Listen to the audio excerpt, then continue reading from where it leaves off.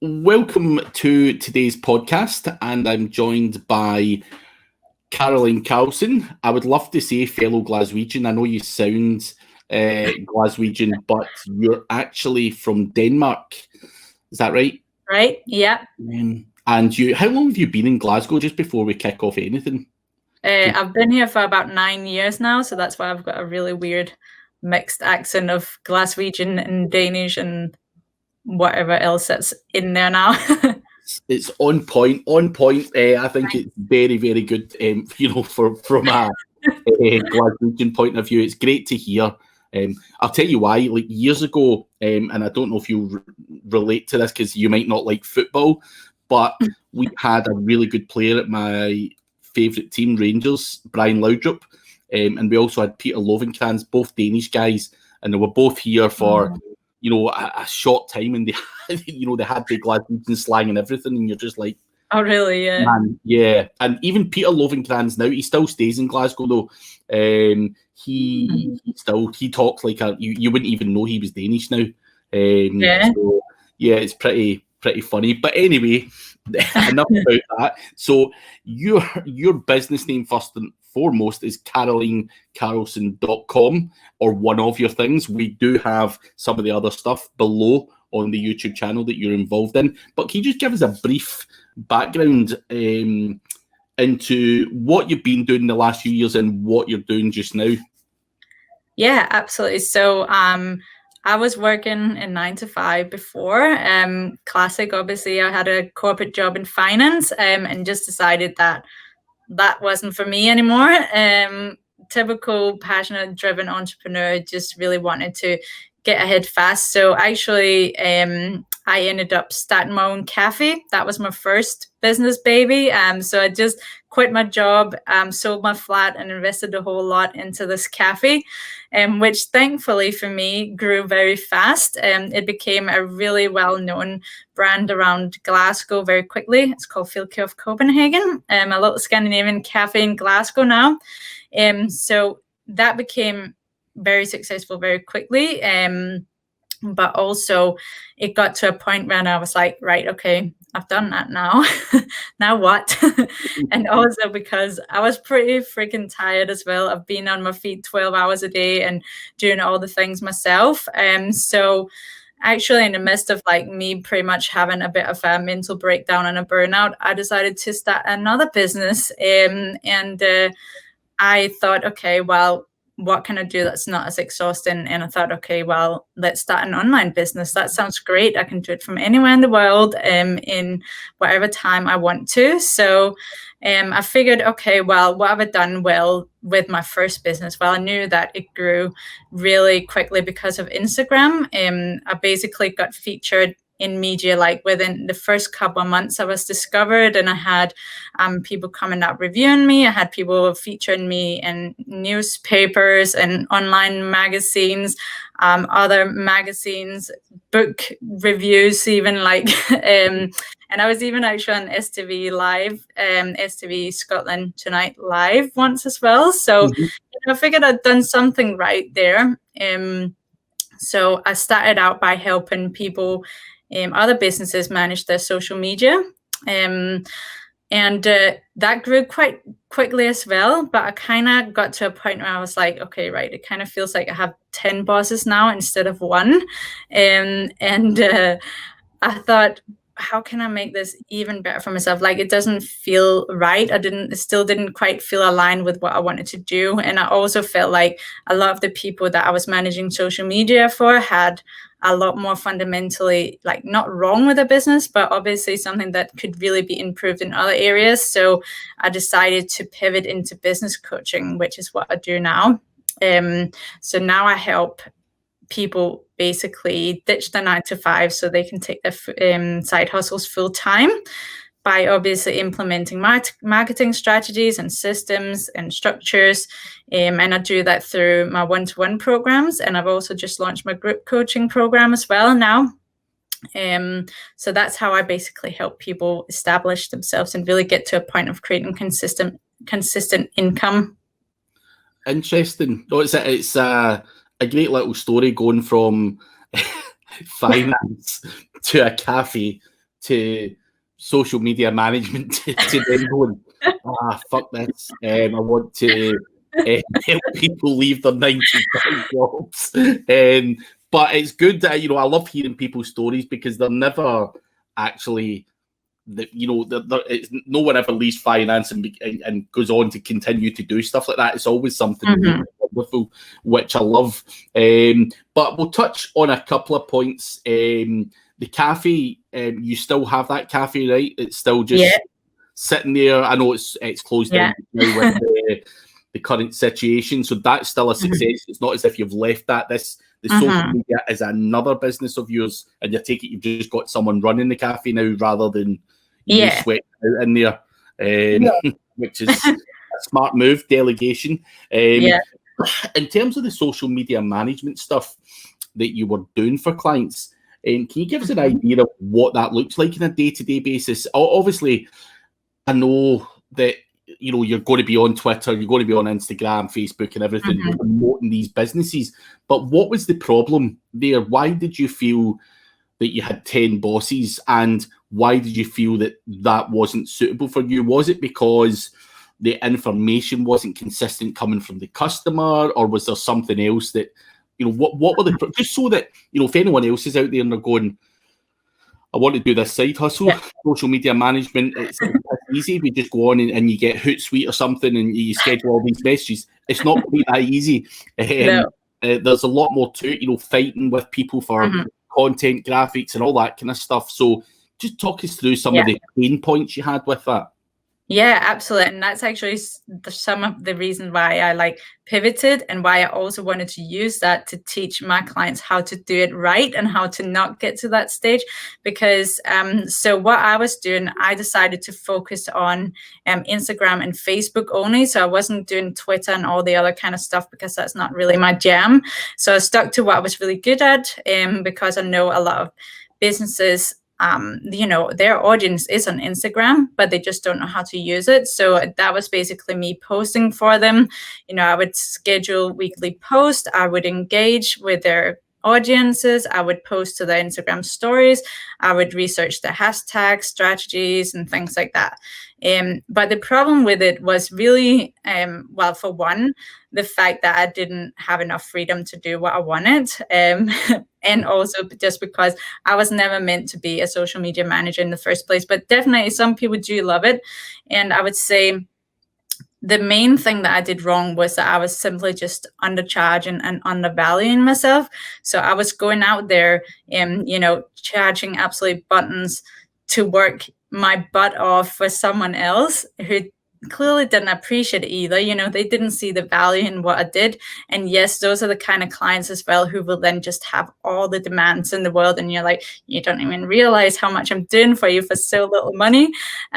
So that was definitely a mistake number one. I was charging maybe £200 to schedule 5 post a week for them and do engagement and do Instagram stories. And that's a lot of work, even on my own account as well.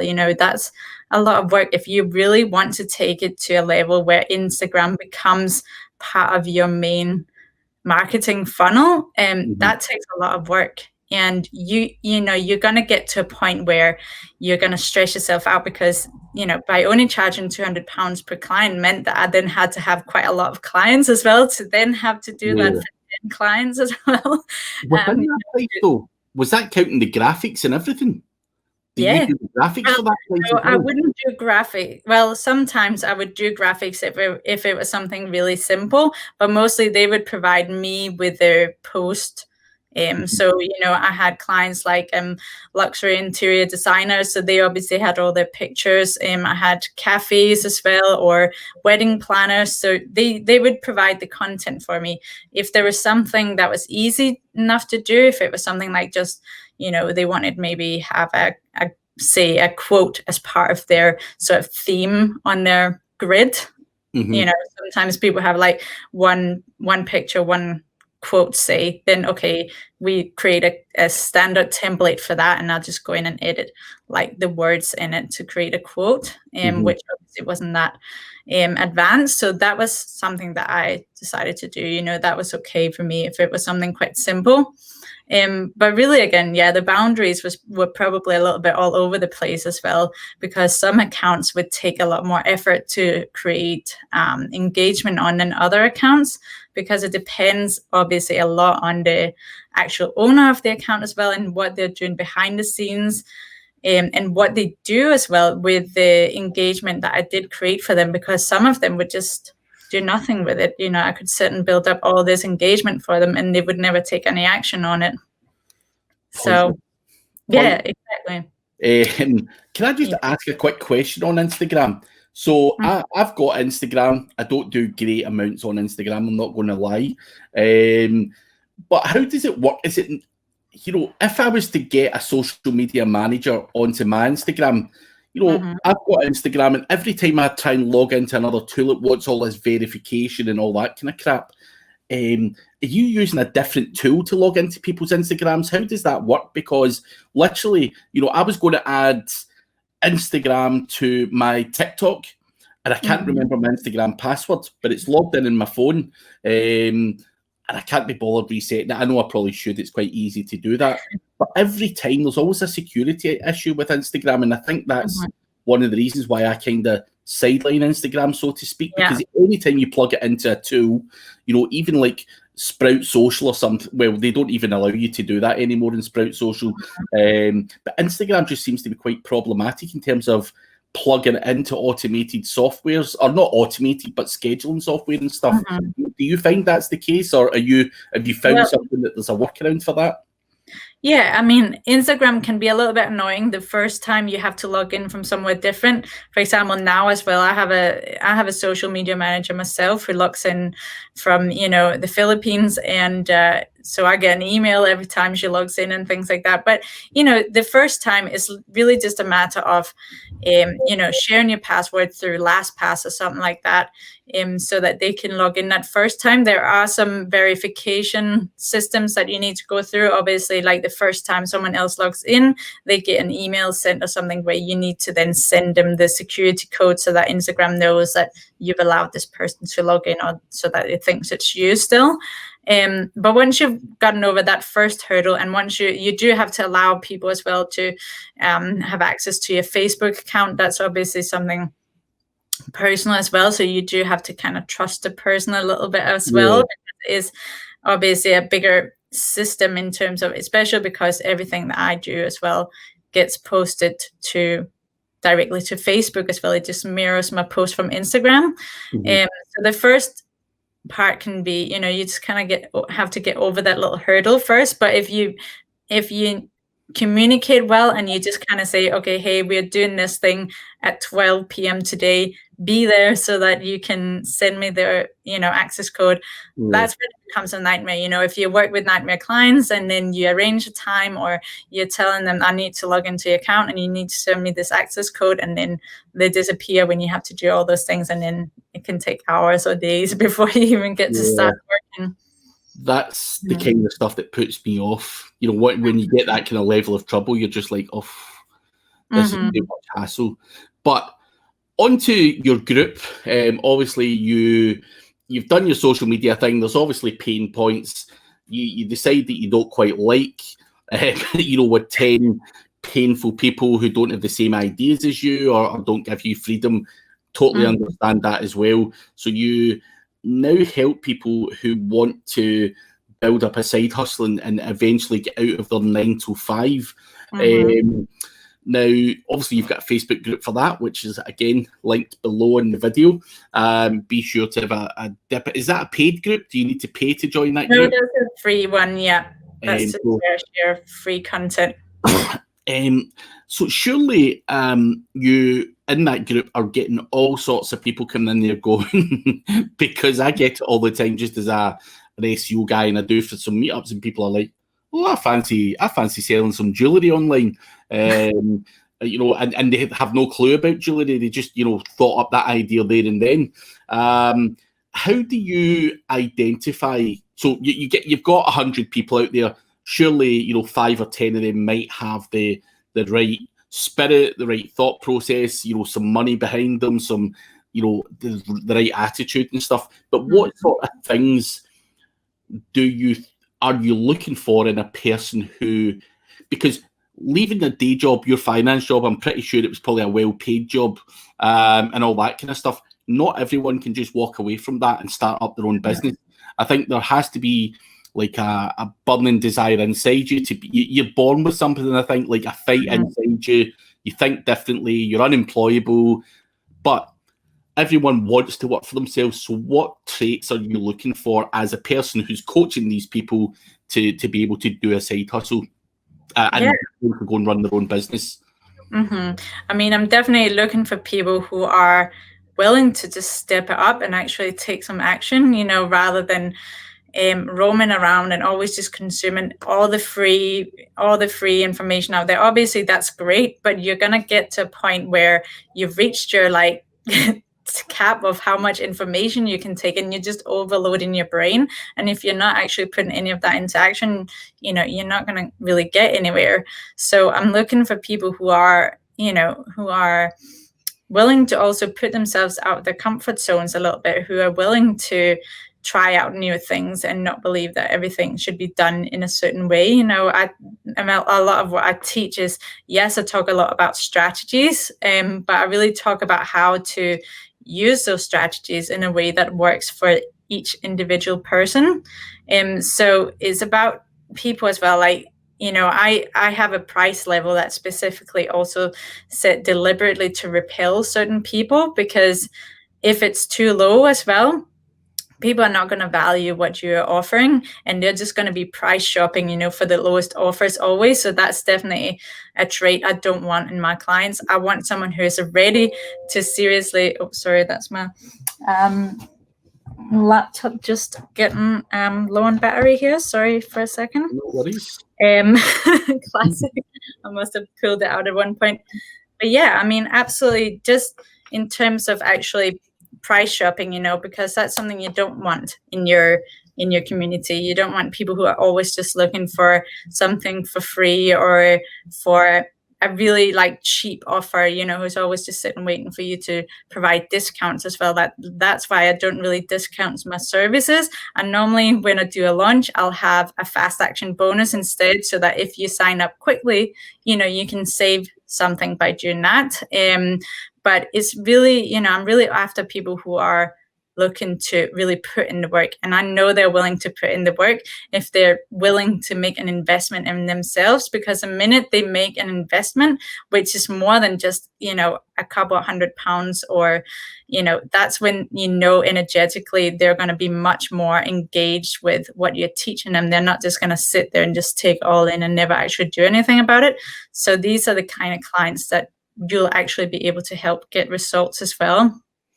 And when you say coaching, obviously coaching could mean anything. Is it coaching on specifically social media, or do you help them with the other aspects of business as well? Because again, you've been there, you've left your finance, well, you probably understood accounts and invoicing and finance, whereas someone like me, when I was starting out my business, I had no clue about that side of the business and had to learn it all. But in terms of your coaching, do you give them an overall businessy kind of type coaching, or is it specific on something like social media? Yeah, so my my program is based on like, what do the person need who are in the 9-to-5 right now? What do they need to go from there to running their own business full time? So yes, there will be so for example, in the program that I'm launching right now, you know, we'll have a session on mindset as well, which I believe is 80% of everything you do is your mindset. And there will be one on systems, there will be one on structures, there will be one on, you know, marketing funnels and marketing strategies, and there'll be one on actually even finding your ideal client and things, so that you can learn how to communicate with them in a powerful way that actually converts. We're talking about sales. We're literally talking about, everything that it takes for you to run a business. I don't go into specific details about accounting or finances, actually, because funnily enough, like, I'm actually like ridiculously bad at like maths and things like that. I'm good at creating spreadsheets, but it's not something that I teach, because I work with people from all over the world. So it wouldn't even make any sense for me to do that, because, you know, I don't know how tax works in one country from another, you know, so I really advise on that.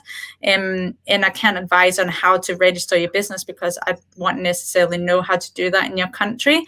So it is more specifically based around like how to market yourself, how to position yourself, and how to set up systems and structures and habits in your business that allows it to flow nicely, and to also basically set the foundation right. It's about your business model as well, and allowing yourself to set yourself up in a way that allows you to scale quicker as well, because obviously that's what I learned from my experience as well, is that was one of my mistakes, is that the business models that I had used allowed me to only make X amount of income before I was running on the hamster wheel and was, running myself low on energy. And so that's what I want to help to avoid as well. So it's actually, it's about creating offers that helps you to to actually have room for creativity in your business and have room for working on your business rather than just working in it all the time.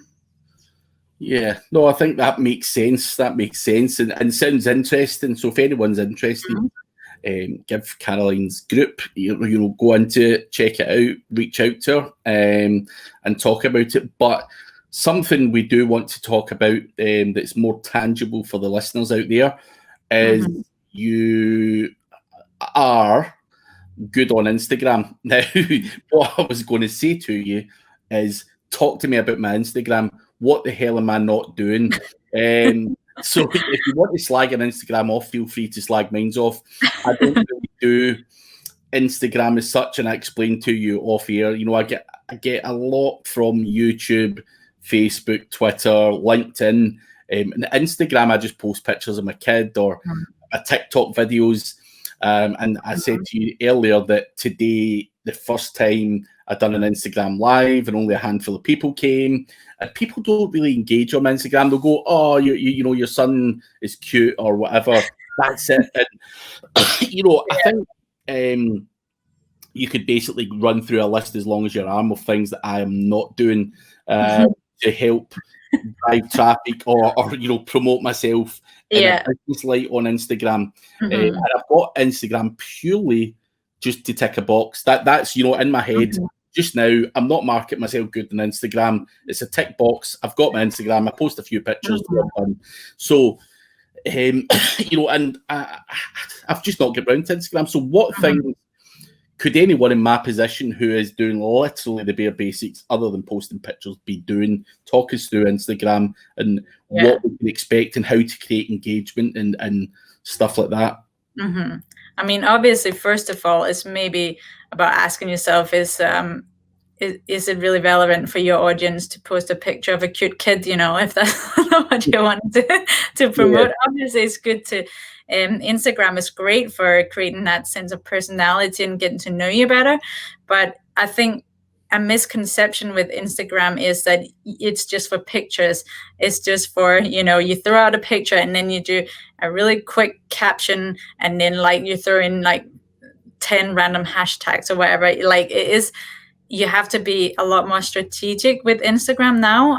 It's actually a lot more in the captions.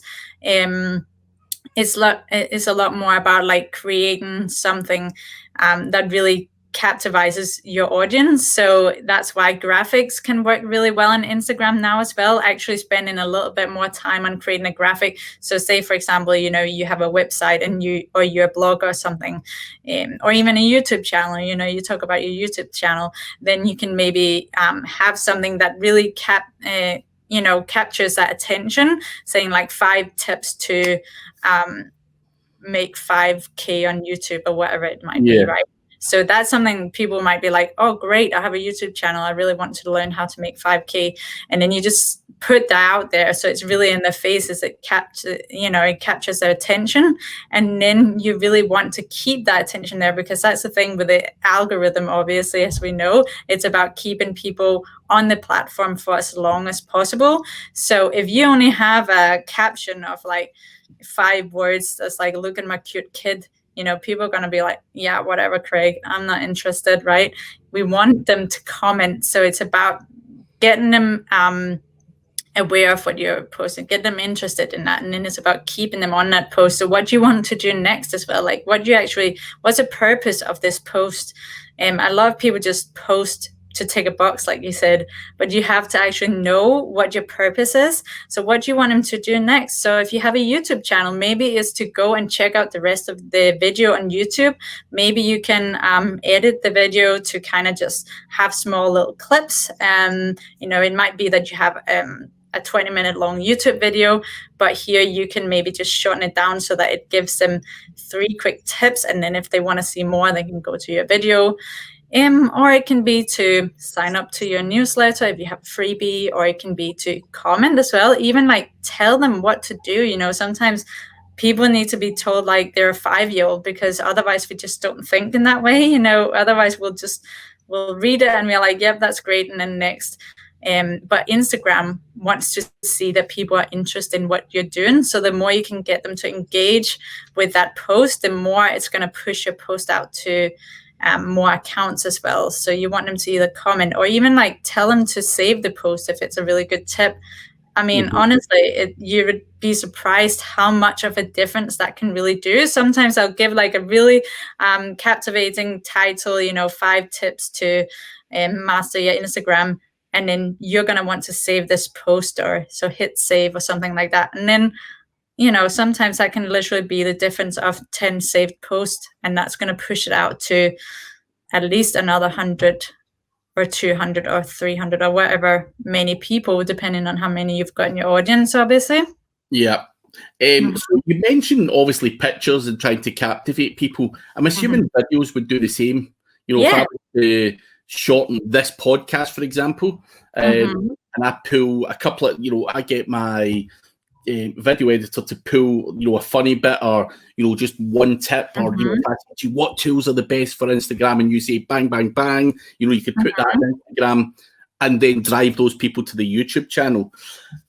So that makes sense, but for me, and here's my argument, and I might be right or wrong because I don't understand Instagram that well, but what I've seen with the likes of Facebook, LinkedIn and TikTok is if you place a link to drive people off the platform, it still doesn't get the same exposure because you're trying to drive people off. So is Instagram a case of here's the snippet, and then maybe in the first comment you would have a link to your YouTube, because something I've been trying and testing for a while. And if I go to LinkedIn right now and say, here's a blog with Caroline, blah, blah, blah, blah, and just link it straight in, it gets, 300, views at most.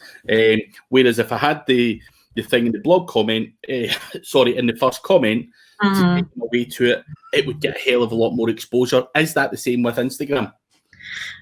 No, so I would say there are a lot of theories around things like that as well. So it's never certain to say what's really true and what's not.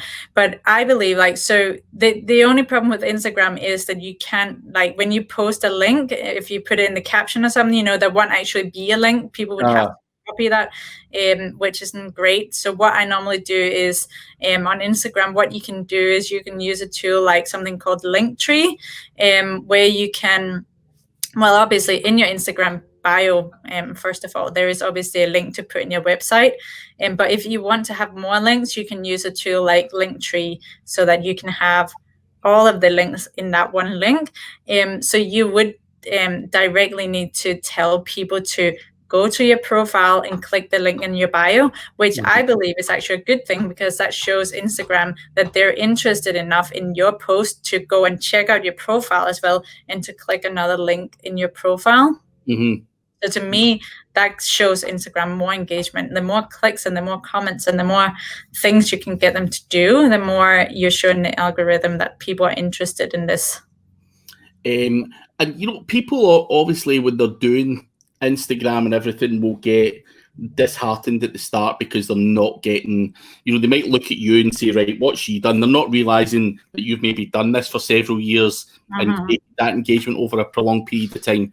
Is there any ways to kind of accelerate or cheat or any kind of hacks around making engagement happen quicker, or is it just a case of there's a hard long slog? Now, I'm not suggesting by going on and buying some likes or comments, because that's trash. What we all know that real engagement is really what Instagram and YouTube and everything else want. They want real engagement from real people. That's what's going to win the battle at the end of the day. But is there any kind of small hacks that can help accelerate that? Because I fear, for me personally, if I get my heart into Instagram and I'm trying to promote myself and I don't see it happening after a month, I'll be like, fuck this, I'm away, and move on to something else. So help me out. Yeah, I mean, I definitely think that is obviously the problem quite a lot of the time, is that people expect overnight success, or they've posted 5 times a week this week and nothing's happened. I can't believe it. Obviously, we all think like that, and we would all love for things to just happen straight away. But as with anything, you know, it is a transformation as well. So that's what I definitely would say to anyone as well. If you are going to post on Instagram, you definitely need to be prepared to either incorporate it into as part of your marketing strategy and actually post there consistently, because it is super important to stay consistent. Because, you know, if you're just posting 5 times a week one week and then you disappear the next one, then all of that engagement you've just built up is lost, or at least like gotten down to a really bad level again, and you have to build it up again. So it's really important to be consistent. And also Instagram is a great platform to use as one of your main platforms if that's something you like. Maybe not for you, Craig, because I know you're not an Instagram person. Probably, I mean, maybe you love to do stories. Maybe one day you'll realize that it's really fun, but it is a platform that if you're using that as one of your main platforms, you do have to be like very engaged on it, and you know, showing up on stories several times a day, posting numerous times a week as well. You don't necessarily need to post 5 times a day or anything, but I would say, you know, a good 5 times a week at least, probably, and really also be engaged in terms of engaging with other accounts. But if you're using it as part of your marketing funnel, I would say, like, there isn't any hacks, there isn't any magic pills or magic trick or magic bot that's just going to go out and spam everyone's DMs and magically get them to watch your YouTube videos. Because obviously, you know, as with anything, the platform is crowded as well. There's a lot of people on it, obviously. So it's about building engagement and trust there. But if you're building it up slowly as part of your marketing funnel, and maybe having, if it was for you, Craig, maybe you could have a social media manager, you know, who would post in a few times a week on Instagram and sharing a few stories, because it's super easy. Like, if you set up a structure and a system to actually repurpose your content, you know, if you find someone who's super good at repurposing your YouTube videos, like, that's a 2-minute job to throw that up on an Instagram story, you know. Yeah. Tell me this though. You mentioned Instagram stories. Now, I see Instagram stories all the time, just up the top and all that stuff, and I click on them and it very quickly shows me someone's kid playing in the garden or something like that, right? What the fuck is an Instagram story? What is the purpose of it? What can be done there? Like, I don't understand. And I see it with Facebook stories as well. Now, I get that people are doing a little story, but how is that going to help me win more business? Tell me what the hell that is. Yeah, so Instagram stories, I would say, is mostly actually to show off your own personality, to take people behind the scenes, to show them who you really are, because that is like the quickest way that you can probably start to build relationships and trust with the people, is that they get that close-up look. You know, it's much more intimate to sit and watch someone's stories, because you're getting a little glimpse of their life, or, you know, you're giving them a little almost live tip. You know, it's much more it's something that you're doing like on the fly as well. It's not something that you've had sit there scheduled for months or for weeks or whatever. You can have some scheduled. You know, I like to sometimes, maybe if I know I've got a launch coming up or something, I'll create a certain amount of graphics or something, so I know they're just ready to be fired out.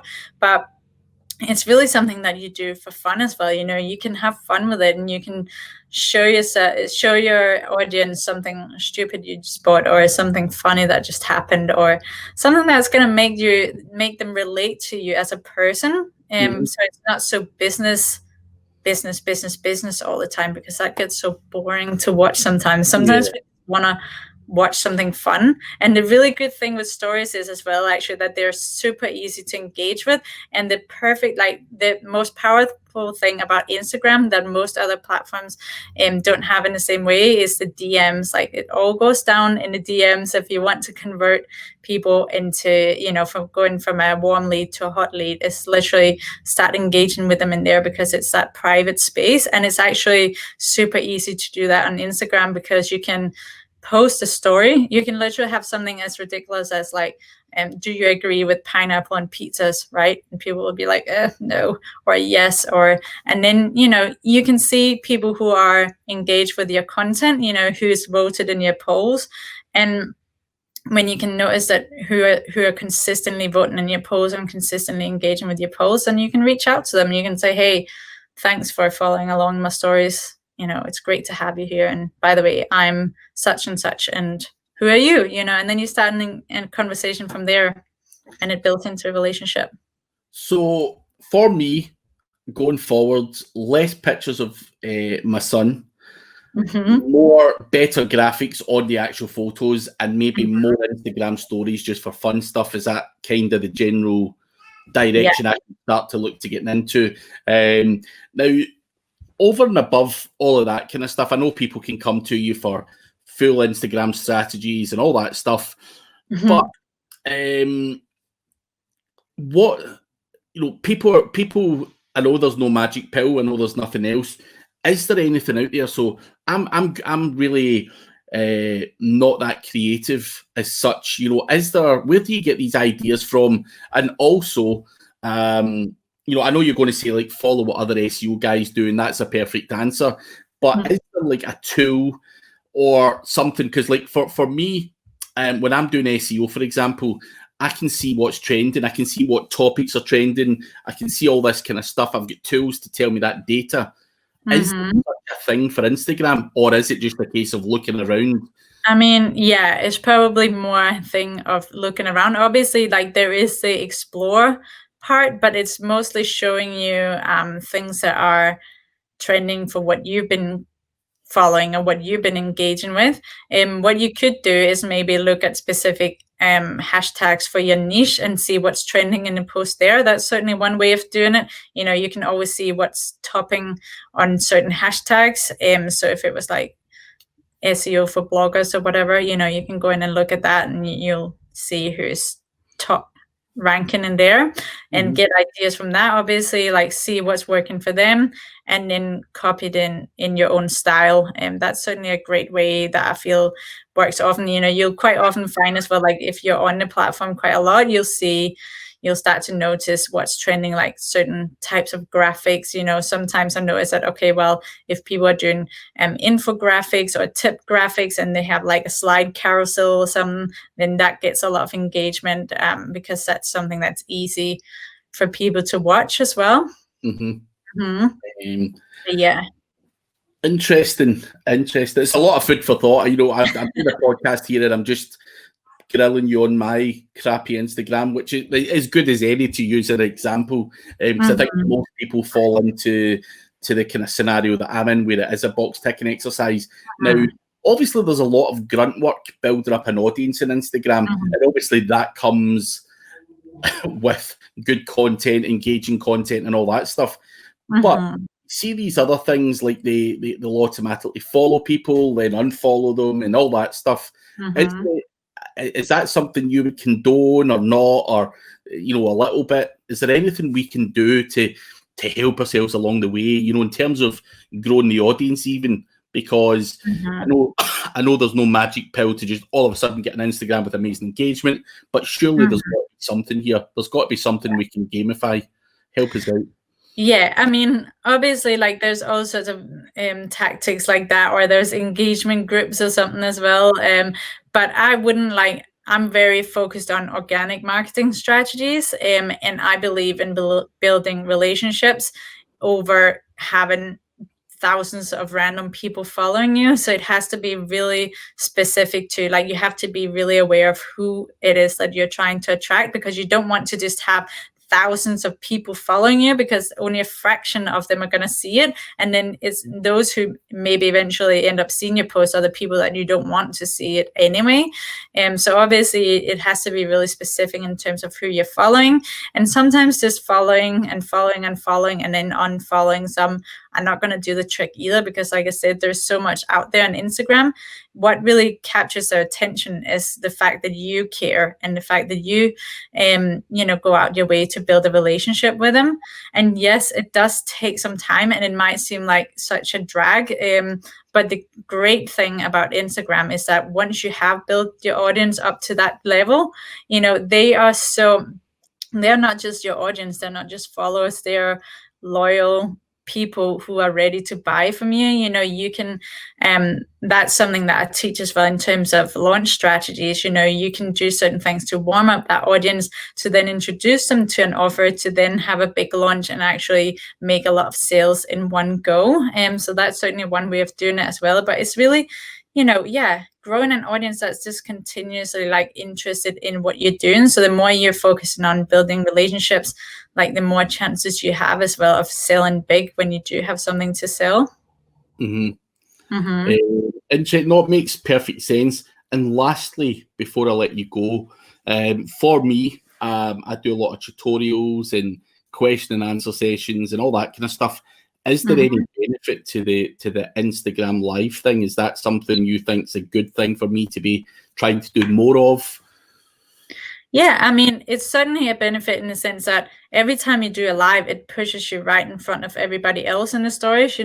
Anyone who's going live will always be the first ones people see in the stories, just like when you do a live on Facebook, people get a notification about it as well. So in the sense of just getting in front of people, it's absolutely great. And also because, they love to watch people live, because that's how you build relationships with them. And I know at first it can suck because there's only 5 people watching your live, but there'll be people, you can use that live as well to then repurpose into an IGTV video. So there's double use out of it, and you can then repurpose that to your Facebook or even your YouTube as well. So there's actually a lot of use you can get out of that one live. So even if you didn't get so many people viewing the live, then, there might be lots of people viewing it elsewhere afterwards as well. So it's really about thinking ahead, thinking about like the other benefits of this live. And of course, it's not just going to change after 3 lives. And then you're like, oh, well, why haven't I got 100 people viewing it yet? Because as I say, I've done that one today, but I also shared it to the IDTV because that was the next option after I clicked end the live thing. It said, "Do you want to share it with IDTV?" What is IDTV? Like, I have no clue. So it's kind of like it's a little bit of a separate part that Instagram introduced a couple of years ago. It is basically a video that you upload, but there is a specific like function on Instagram as well where you can go into like search IGTV videos as well. And it's also because obviously it allows you to have a longer video. If you're posting to your stories, like they're only 15 seconds per story, and you can only upload 4 stories at a time, which is obviously a bit of a pain in the ass. So you want to have somewhere that allows you to upload a longer form of video. So that's essentially what it is. Interesting. No, I'm just wanting to ask as many of those stupid questions because I'm sure you get them all the time anyway. What's this? What's that? I feel like that guy just now actually with Instagram, which I should really know better given I'm in the digital space. But yeah, it's just one that I've always. I tell you why I think Instagram. I've always just associated Instagram with pictures and hairdressers and people who make cakes. And stuff that's visual, and obviously in the SEO industry, our stuff's not visual. So I've always felt that there's this kind of, do I need Instagram from my business point of view? And I think it's something just with the sheer amount of traffic that's on there, something I've got to embrace and do something about. In all honesty, so I will give it a go. But before we go, you offer these Instagram advice and training and everything else, what else do you offer for the general public other than social media? I know you do business coaching. Is there anything else before we go that you can offer people? Well, so I don't actually do social media management anymore. I completely pivoted away from that. So I do, one-to-one coaching programs, and I've got a group coaching program right now as well, which is a 12-week program, which is quite limited spaces as well to keep it quite exclusive. So it is 12 weeks where we talk about not just Instagram. Like I said, it's about systems as well, and it's about email marketing. It's about Facebook groups. It's about anything like to actually help you build your marketing funnel from scratch, so that we can figure out a system that really works for you. And like I said, it's also about mindset, because all of these questions that you've asked me about Instagram, people ask those kind of questions, but actually what people ask me even more about than the actual like technical parts of Instagram is all the mindset behind it. Is like, people are shit scared to go and do the first Instagram story, or they don't know what to say. It's all about all the thoughts behind it and all the overthinking and the procrastination that's really holding people back in their businesses. So it's about to get people to have the confidence to actually go out and just take a lot of action, because that's ultimately is the main problem for people. It's not really that people don't know what to do. It's the fact that they're just not doing it. Yeah, no, I've no problem with dancing about and prancing about like an idiot on Instagram. I can do that. Yeah, exactly. Understand what parts of it work and what don't. But everyone's different. But I think taking action is the key part of anything. Just going for it and doing it. Exactly.